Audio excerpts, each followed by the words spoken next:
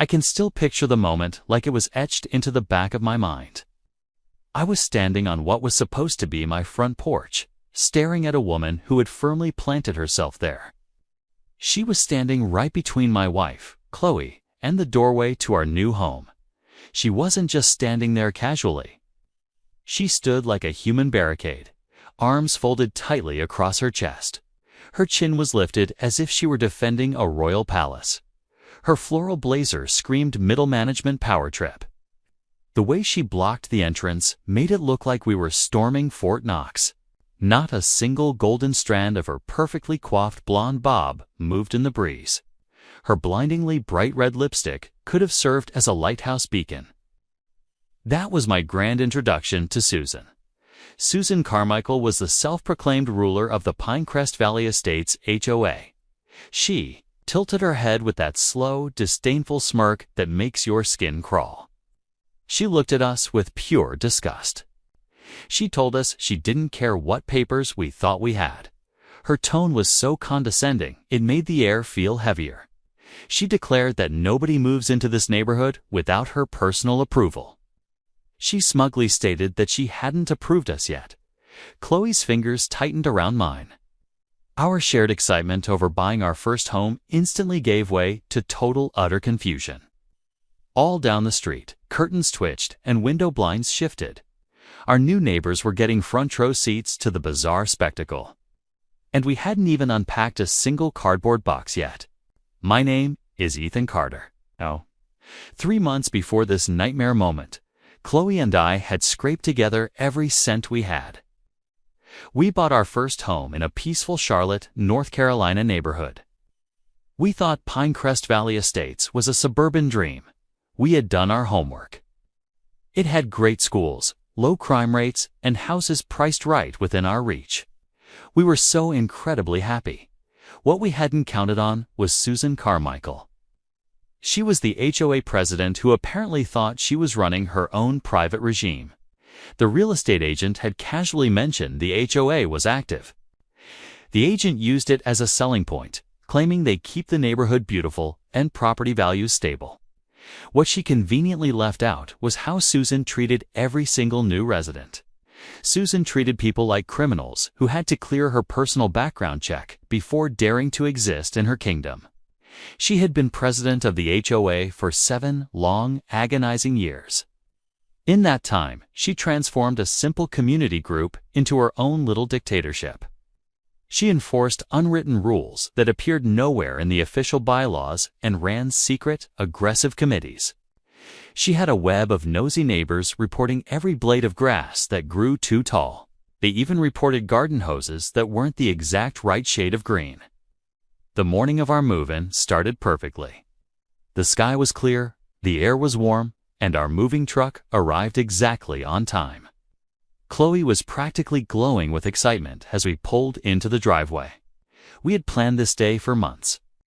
We organized every detail, took time off work, and daydreamed about finally living in a house we owned. That bliss lasted exactly 15 minutes. As soon as the movers started, Susan quickly emerged. It was like she had been hiding behind a shrub, waiting for the perfect moment to pounce.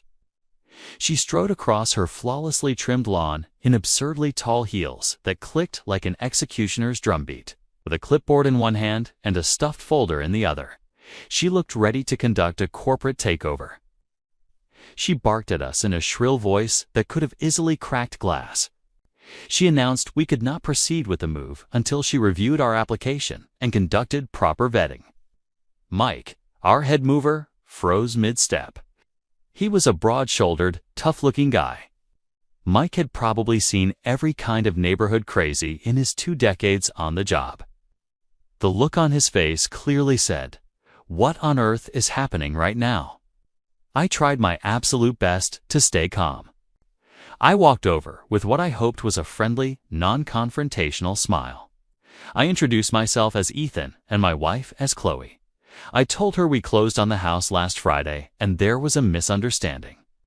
I even pulled out the official closing documents to prove we were the legal owners. Susan barely flicked her eyes at the papers before waving them away. She acted like a queen, dismissing a lowly peasant. She stated with breathtaking arrogance that she didn't care what some bank told us. She claimed this was her neighborhood and she had procedures. She said we should have contacted her weeks ago.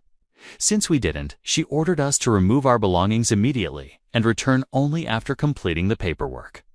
The movers looked at one another, still holding our heavy furniture in the heat. They were caught completely between professionalism and total disbelief. More neighbors began to gather around. Some were trimming hedges that didn't need trimming, while others watered perfectly fine plants. Everyone was pretending not to watch while hanging on to every single word. Chloe stepped forward. She is the calmest person I know, but I could feel the violent storm building in her rigid posture. Chloe politely told Susan she was confused about how property ownership works. She kept her voice measured, the way she does right before she loses patience. She stated, "We legally own this house." Chloe firmly said, "We do not need anyone's personal approval to live in our own home." Susan's face flushed into a shade that perfectly matched her eyeshadow. It was a chaotic mix of rage and disbelief. She shrieked, asking how dare we speak to her like that. She yelled that she is the president of this HOA and has the authority to keep undesirable elements from disrupting community standards. She boldly declared we were not moving another item into that house until she said so. Then she did the unthinkable. She stepped right in front of Mike and placed her hand flat on one of our boxers. She acted like she was going to physically stop the move herself. Mike shot me a look that basically asked if this was real life or a prank show. His patience was visibly hanging by a very thin thread. Mike told her he didn't know what her deal was, but we hired him to move our stuff, and that is exactly what he was going to do. He told her the neighborhood drama could wait until he was completely finished. Susan's response was wild. She whipped out her phone and started dialing like a sheriff in an old Western movie. She loudly declared to the whole block that she was calling the local police immediately. She claimed we were trespassing and the moving company was participating in illegal activity. She said it without even blinking, like she truly believed her own lies. Something inside me finally snapped. I've been trying to stay calm and de-escalate the situation, but hearing her threaten to have us arrested for moving into our own home flipped a switch. My sarcastic, unfiltered personality roared out. I raised my voice so every eavesdropping neighbor could hear me. I told Susan she was absolutely right and that we should definitely call the police. I offered to help her with that and pulled out my phone. I dialed 911 right there on my front porch. The dispatcher answered and asked what my emergency was. I clearly stated I needed to report ongoing harassment and the illegal obstruction of private property. I locked eyes with Susan as I spoke. I reported that a woman was physically preventing my family from accessing our legally owned home and aggressively threatening our professional moving crew. I also added that she was making false police reports about trespassing on our property. Susan's face instantly drained from beet red to paper white. She was clutching her phone, no longer eager to use it. The crowd of neighbors was growing. Some looked uneasy, while others were highly amused. Judging from their smirks, this wasn't the first time someone had finally stood up to Queen Susan. The dispatcher told me officers would arrive in about 10 minutes. Meanwhile, Susan was rifling through her folder. She muttered about regulations as if she could will authority out of thin air. Every glance she shot at me was a mix of sheer panic and rage. She was a woman realizing that, for once, she was not in control. She hissed that I had no idea who I was messing with. Her voice shook between anger and desperation as she straightened her blazer like it was armor. She claimed she had connections in this town and knew people. She swore I would deeply regret this. It was almost comical, like watching a cartoon villain deliver a dramatic monologue. She was clinging to a fantasy of absolute power that was rapidly slipping through her shaking fingers. When the police cruiser finally rolled up to the curb, Susan's demeanor flipped like a light switch. She rushed toward the officers with the enthusiasm of someone greeting their personal cavalry. She thanked them for arriving in a syrupy, innocent tone. It was a complete reversal from the screeching banshee we had just dealt with. She immediately started lying to the police officers. She claimed we were trying to move in without proper authorization, violating multiple regulations and refusing to follow procedures. 2 officers stepped out of the marked patrol cruiser. One was young and fresh-faced, Officer Cooper. The other was a seasoned woman named Officer Henderson. She had the calm expression that only comes from years of dealing with neighborhood nonsense. Officer Henderson greeted us with professional warmth and asked what the property dispute was about. I handed her our closing documents, the deed, our IDs, and our homeowner's insurance papers. I explained we closed last Friday and today was our move-in day. I pointed at Susan and said she was blocking access, threatening movers, and demanding we get her permission to live in our home. Officer Henderson studied the papers carefully while Officer Cooper took notes. Everything was straightforward and completely legal. Susan hovered just a few feet away, clutching her precious folder. Officer Henderson called out to Susan. She asked if Susan had any legal documentation giving her the right to stop us from accessing our property. Susan straightened up, her eyes gleaming with confidence. She triumphantly pulled out a thick stack of HOA bylaws. She quoted a section stating new residents must go through her approval process before occupancy. Officer Henderson scanned the papers quickly. Susan waited with a smug grin plastered across her face. The silence stretched for what felt like forever. Then, Officer Henderson looked up, completely unimpressed by the supposed rules.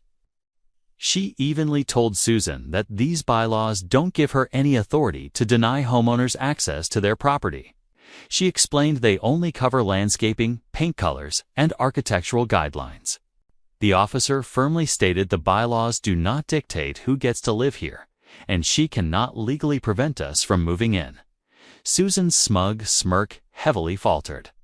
She stammered that she was the president. She claimed she had a responsibility to protect standards and that we could be criminals. Officer Cooper interjected, asking if she was actively refusing to allow legal homeowners to access their property. Susan shrilly insisted she was protecting the neighborhood and asking the hard questions. That was the moment Officer Henderson's patience completely wore out. She sharply ordered Susan to step away. She warned Susan that if she continued to interfere, she would be arrested for harassment and obstruction. Susan's eyes darted toward the crowd of dozens of neighbors, openly watching and recording. Clearly, we weren't the first people to experience her wrath. Susan muttered that it was ridiculous and retreated toward her lawn. She threatened to file complaints with the city and call her lawyer. For a brief, blissful moment, it seemed the ordeal was over. The movers went back to work. Officer Henderson returned our paperwork with a kind smile. Chloe and I exchanged a very hopeful glance. We thought we could finally start our life here in peace. We were completely wrong. 20 minutes later, just as Mike's crew was maneuvering our heavy couch, Susan reappeared. This time, she came armed like a bureaucratic bounty hunter. She carried a measuring tape, a digital camera, and a citation book. She started aggressively snapping photos of the large moving truck.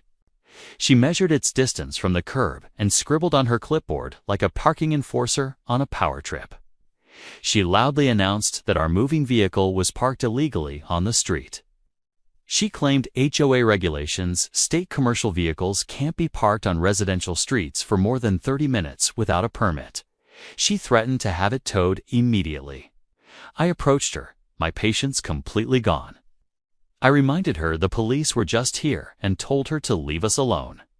She self-righteously snapped back that she was enforcing legitimate rules. She claimed this wasn't about moving in, but about illegal parking. She was already on her phone, probably calling a towing company. Her vindictiveness was almost impressive in a very twisted way. I pulled out my phone and told her she was absolutely right about involving the authorities. I dialed 911 for the second time that day. It was a personal record I genuinely never wanted to set. I told dispatch it was Ethan from Pinecrest Valley Estates again. I reported that the same woman was now trying to have our moving truck towed illegally after being warned by officers to stop. This time, Officer Henderson showed up entirely alone, and she did not look amused. Susan was still on her phone when the cruiser pulled up. The moment she saw Henderson, she turned pale. Officer Henderson's tone was clipped. She asked Susan if she hadn't already explained to leave us alone. Susan defensively claimed she wasn't harassing anyone, just enforcing parking regulations. Susan insisted she had the authority to have the truck removed. Officer Henderson calmly walked over, inspected the truck, measured the distance, and verified parking regulations with dispatch. She flatly told Susan the vehicle was parked legally. She explained HOA bylaws do not override city parking laws, and she cannot tow legally parked vehicles from a public city street. She gave Susan one final warning. If she continued, she would be arrested. Susan sputtered like a fish out of water. Then she made a massive, fatal mistake right in front of the police officer. She loudly declared she didn't care what the officer said. She screamed that it was her neighborhood. She decides who lives here, and she would do whatever it takes to get rid of us. Officer Henderson just sighed heavily and reached for her metal handcuffs.